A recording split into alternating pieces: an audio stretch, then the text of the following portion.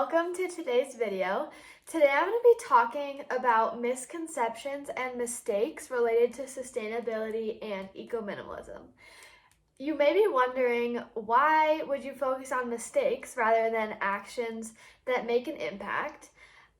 For me, it can be overwhelming to try and implement hundreds of sustainable habits in my life, and I often have no idea where to start. So by knowing what not to do, I can make sure that I'm not harming the environment while I attempt to establish positive actions, which takes a little bit longer.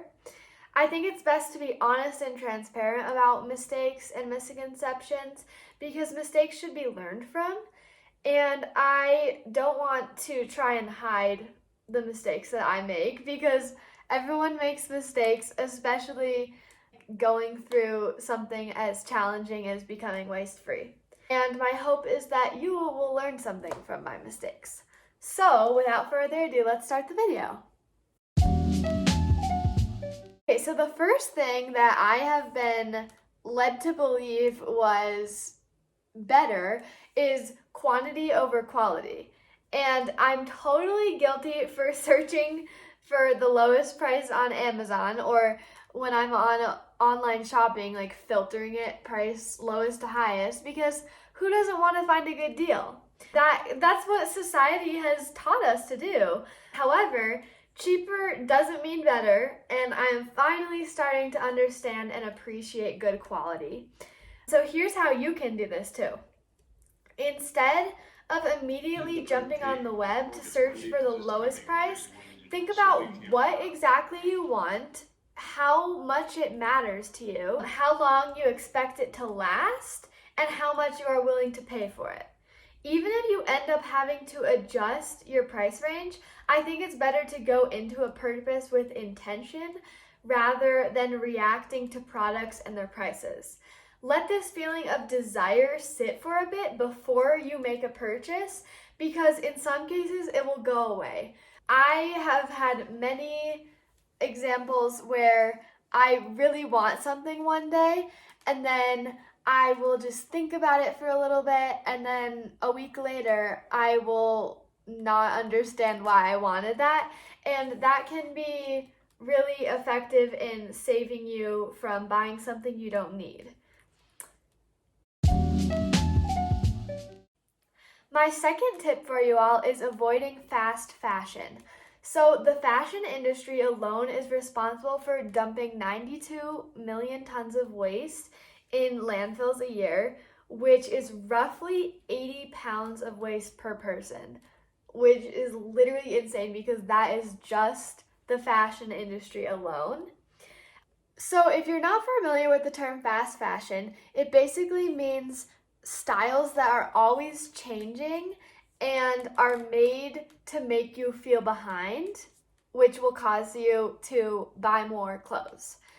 Instead of having summer season and a winter season for clothes, brand designs launch new styles for nearly every single week of the year. You can go on a website and they will have new releases 52 times a year, which is so crazy because this is something relatively new, and I feel like it's only going to increase the number of launches in the future.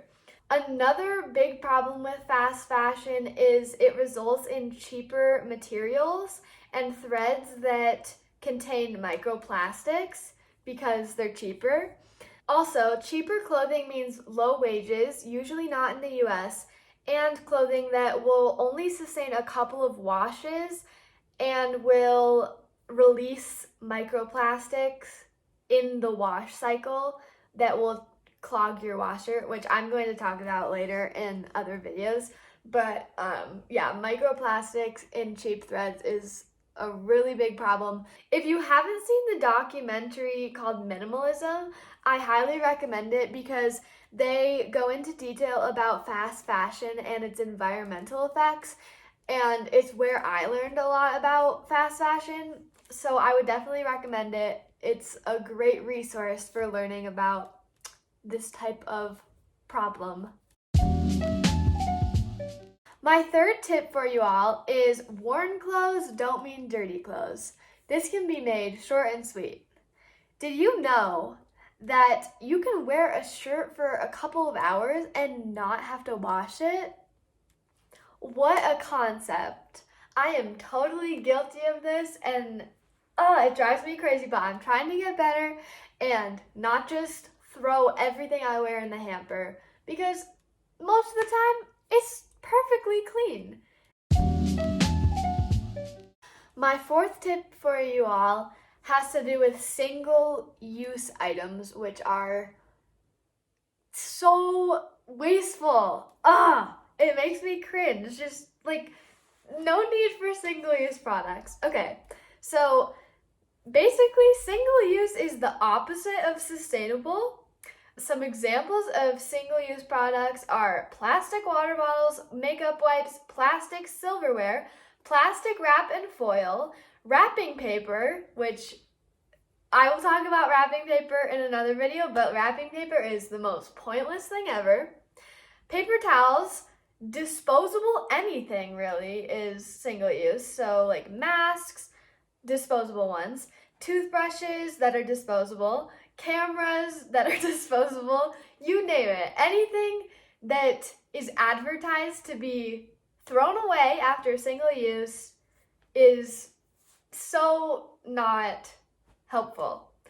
And yeah, like it may seem convenient, but they are such a waste. Speaking monetarily, single-use items appear cheaper, but you should not be fooled because by entering the single-use cycle, you are never going to stop purchasing that product, costing you infinitely many dollars. If you live forever, it would cost you infinity. So let's just get some sustainable items, and I think that we can all agree in the year 2021 that plastic water bottles are not good. Hopefully you have a reusable water bottle. But I mean, plastic silverware is just as bad. Restaurants are now starting to ask the customer if they need plastic silverware and little ketchup packets and stuff. So, as you can tell, I am very against single-use products, but I forgot a fork at school the other day and had to use a plastic fork. Like, I use single-use products. I wouldn't say all the time, but I use them. So, that is something we can all get better at. Mistake number 5 is using chemical cleaning products. So these are a double whammy if you think about it, because chemical cleaners are dangerous when they enter the water supply. Oh, and they also come in plastic bottles with plastic lids and plastic nozzles. So doesn't really seem like a good idea there. Vinegar, water, and a variety of essential oils can do just the trick. More on that next week when I tell you what you should be doing. I will give you some recipes for cleaning products, but really, if you think about it, like chemicals in a plastic bottle with all the plastic, usually the plastic bottle actually has a plastic wrapper around it, which, okay, that just gets me. So I'm gonna have to end this video now because I'm getting frustrated. No, I'm just kidding. That's actually my last mistake for you all. But I don't want you to get discouraged about me telling you what not to do and what not to use. As one of the first videos in this series, I am just laying down the ground rules and setting some doable do-nots.